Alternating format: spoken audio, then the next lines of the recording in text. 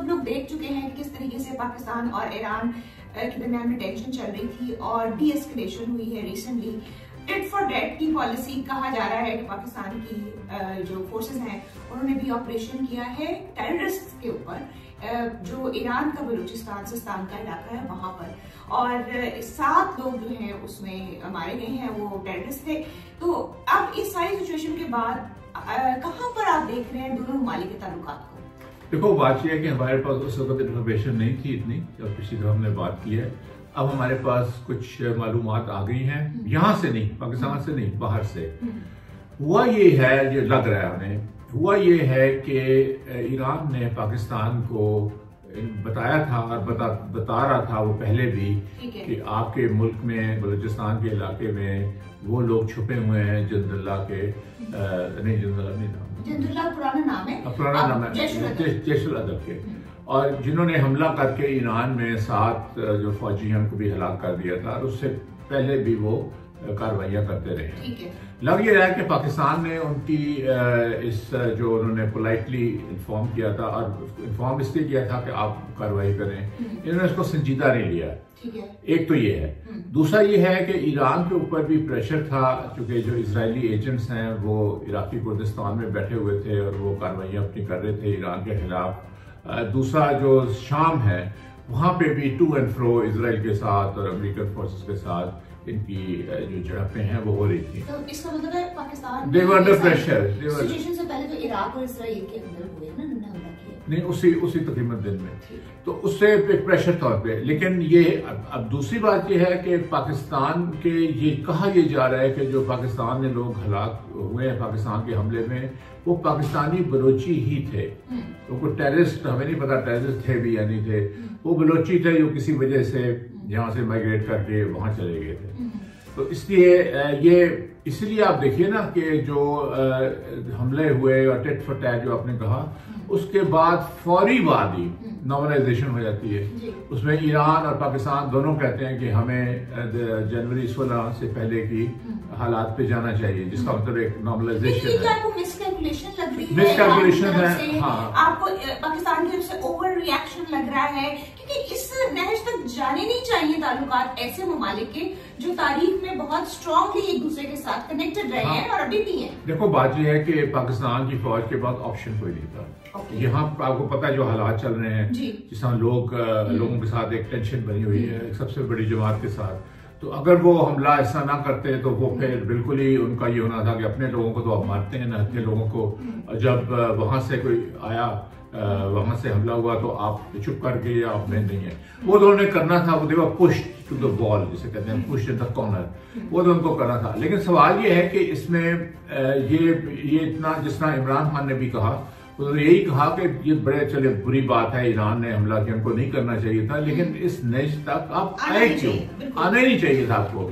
आपकी जो कम्युनिकेशन जो है वो लाइंस वो खुली होनी चाहिए, एक दूसरे को आपको अंडरस्टैंड करना चाहिए। और आप पहले एक हुआ था, एक अंडरस्टैंडिंग हुई थी कि हम एक दूसरे से इंटेलिजेंस शेयरिंग करेंगे और फिर हम शायद मुश्तरका कार्रवाई भी करें जहां पे भी टेररिस्ट का हमें कोई इतला दी गई। इसलिए हो रहा है, देखो ये इसलिए भी हो रहा है कि वो इलाका जो है वहां पे ना ईरान की हुकूमत का कंट्रोल है, ईरानी बलूचिस्तान सिस्तान में, ना ही पाकिस्तान की हुकूमत का कोई ज्यादा कंट्रोल है कुछ इलाकों पे, बलूचिस्तान के कुछ फार फ्लंग एरियाज जो है वहां पे। तो इसलिए वहां पे जो नो मैंस लैंड एक किस्म का बन जाता है या नो गो एरिया बन जाता है, तो वहां पे ये फिर इस किस्म के ग्रुप्स जो हैं ये कार्रवाइयां करते हैं। लेकिन इससे हमें एक और इंडिकेशन भी मिलती है कि किस तरह एक टेररिस्ट ग्रुप, छोटा ही सही, वो अपनी कार्रवाई करके दो ममालिक को, दो सॉवरेन ममालिक को, वो जंग बहुत अच्छे है, वो जंग की तरफ ले जाता है। और यही हम पहले कश्मीर के ऊपर भी कहते आए हैं कि किस तरह एक टेररिस्ट ग्रुप हिंदुस्तान और पाकिस्तान को भी एक जंग के दहाने में ले आता था। तारीख में लगा है इस किस्म के स्क्रिमिशेस जिसको कहते हैं हम इंटरनेशनल रिलेशन की टर्म के अंदर, दोनों ममालिक के दरमियान ये ताल्लुकात इस तरीके से रहे। अगर 2021 की बात करें, उसमें सितंबर में और फरवरी में कभी वो क्लेम करते थे कि ईरानियन सोल्जर्स को जो रुमाल बना लिया है उन्हीं टेररिस्ट ने पाकिस्तान की तरफ, और उन्होंने छुड़वा लिया बाद में। तो इसी तरीके से ये सारे जो देखो मैं नहीं समझ आपको, देखा नहीं उसमें फर्क है। अच्छा, वो जो झड़पें की आप बात कर रहे हो वो सरहदी झड़पें होती हैं, वो 2 किलोमीटर अंदर 1 किलोमीटर इससे ज्यादा नहीं। यहाँ पे अब आ गई मिसाइल टेक्नोलॉजी दोनों के पास। अब इन्होंने अंदर देखिए ना 60 किलोमीटर एक ने और 100 किलोमीटर एक ने अंदर जाके अपने रॉकेट्स की टेक्नोलॉजी आ गई है, मिसाइल्स की, और फिर ड्रोन्स भी आ गए हैं इस किस्म के। तो ये अंदर जब आप एक दूसरे को करते हो तो फिर इसका खतरा होता है कि ये एक्सेलरेट ना हो जाए, यानी टिट फॉर टैट होते होते फिर जवाबी कार्रवाइयां करनी शुरू कर दे। इसमें और उसमें फर्क है। झड़पें तो देखो हिंदुस्तान के साथ आपकी बेशुमार कश्मीर, आजाद कश्मीर के बॉर्डर पे होती रही, लेकिन जब उन्होंने बालाकोट पे हमला किया जो कि पाकिस्तान के खासा अंदर था, तो फिर पाकिस्तान को जवाब देना पड़ा। तो इसलिए ये उनमें फर्क है दोनों में। अब वापस हम उसी चीज पे जाते हैं कि अब चाहिए ये है कि एक कमेटी बने जिसमें एक मॉनिटरिंग का सिस्टम एस्टैब्लिश हो, बहुत ठोस किस्म का, और दोनों ममालिक एक दूसरे को सीरियसली लें, संजीदा लें जब भी दूसरा उनको टेररिज्म ग्रुप्स की मौजूदगी का बताए, इसलिए कि ये दोनों का मुश्तरका इंटरेस्ट है। नहीं, मुश्तरका इंटरेस्ट है ना। अगर आप पाकिस्तान को बलूचिस्तान में वहां पे वो कंट्रोल नहीं होता, ग्रुप्स ऑपरेट कर रहे हैं, या ईरान के उसमें नहीं होता, उन दोनों का एजेंडा एक ही है, वो आजाद बलूचिस्तान की बात करते हैं, एक सॉवरेन कर। तो ये दोनों मुल्क ममालिक की सॉवरेनिटी है, उसके ऊपर असर पड़ता है और बुरा असर पड़ता है। अच्छा, एक और बात है, पाकिस्तान एक बैलेंसर का रोल भी अदा कर रहा है ईरान और सऊदी अरेबिया के दरमियान में, क्योंकि ये खत्ते की जो पॉलिटिक्स है उसके अंदर एक अहम मुल्क है और एक अलायंस है सऊदी अरेबिया के साथ, ज्यादा स्ट्रॉन्ग अलायंस है। अगर आप कंपैरिजन में देखें ईरान के साथ, तो आपको लगता है कि अगर बड़ी पुरानी कहानी हो गई। अब तो पिछले 2 सालों में साल में दुनिया तब्दील हो गई है। तो यूएई ने जो अभी रिसेंटली ईरान का और सऊदी अरब ने कहा है कि हम ईरान का करेंगे, वो कभी भी नहीं करेंगे। ईरान की नॉर्मलाइजेशन उसके साथ, सऊदी अरेबिया के साथ, यूएई के साथ, उसके बाद पाकिस्तान, आपने सुना है अभी लेटली के सऊदी अरेबिया और पाकिस्तान के कोई उस तरह की गर्म जोशी जो पहले की है, क्योंकि सऊदी अरेबिया ईरान की है थोड़ी चल रही है।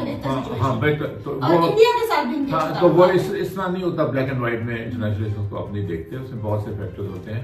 तो इसलिए वो, अब देखिए मैं बताऊं, मैंने एक रिसर्च जो की थी उसमें पता चला था कि ईरान के साथ अब तक पाकिस्तान ने 1000 MOU साइन किए हैं, जैसे आपने अभी सऊदी की बात की, उनमें से मजाल है किसी में अमल। और वो जो टप्पी गैस पाइपलाइन थी उसको भी विड्रॉ कर दिया पाकिस्तान ने, अपनी तरफ वाला हिस्सा नहीं विड्रॉ नहीं कर दिया, उन्होंने डंडी मारी हुई है, ये वो मुकम्मल नहीं कर रहे, अपनी साइड वाला नहीं, अपनी साइड वाली करते हैं ना, दूसरे मुल्कों में तो नहीं करते आप जाके। उसमें फिर ये है कि वो उन्होंने डैमेजेस क्लेम किए थे $मिलियंस जो वो चुप कर गए, तो और वो ज्यादा नहीं जोर दे रहे, पाकिस्तान से मांग दे रहे। बहुत सी चीजें कॉमन है, और ये मेरा नहीं ख्याल कि सऊदी के साथ ताल्लुकात और उसके वो बहुत पुरानी कहानी होगी। अब पूरा इलाके की जो बैलेंसिंग एक्ट्स हैं वो तब्दील हो चुके हैं और ताल्लुकात भी तब्दील हो गए हैं और दुनिया बदल गई है। लेकिन अगर हम नहीं बदल रहे और हम वही बैठे हैं तो फिर ये हमारा कसूर है किसी और का। मुझे तो ऐसा लगता है कि ये हालिया जो पाकिस्तान और ईरान के दरमियान में सिचुएशन क्रिएट हुई है उसका सबसे बड़ा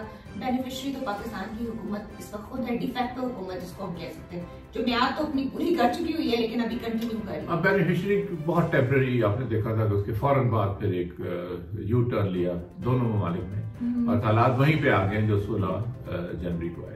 ठीक है, 41 बिलियन का मुल्क है पॉपुलेशन के हिसाब से पाकिस्तान और 29% पॉवर्टी रेट है। इन सारी चैलेंजेस के साथ एक नया फ्रंट खोलना मेरा नहीं ख्याल किसी भी मुल्क के लिए। भाई ईरान के साथ अफोर्ड ही नहीं कर सकते। अब अपना देखिए, आपके कुछ बंधे हुए पुराने आजमाया क्या नेचुरल जिसे कहते हैं, जिस तरह बरतानिया और अमेरिका के ताल्लुकात है, आप ईरान और तुर्की के साथ जो है नेचुरल एलाइज, ये तो तमाशे हमने अब आके देखे हैं पिछले चंद सालों में कि आप इस किस्म की हरकतें शुरू हुई हैं। पहले तो आप देखो हम तो कॉलेज के जमाने से हम सुनते आए हैं, कॉलेज के जमाने से ईरान, तुर्की और चीन ये तीनों ऐसे ममालिक हैं जो कि आपकी कंपल्शन है कि आपने निहायत अच्छे ताल्लुकात बनाने हैं और नेचुरली ये चीज आती है कि ये हमारे दो, ये जो अब जो जनरेशन हमारी आई है, जो जिस किस्म के लोग हमारे आए हैं, हुक्मरान भी, उन्होंने क्वेश्चन मार्क्स डालने शुरू कर दिए हैं, जो बड़ी बदकिस्मती है। अभी आप पहले अपने गिरबान में मुंह तो डाल के देखें,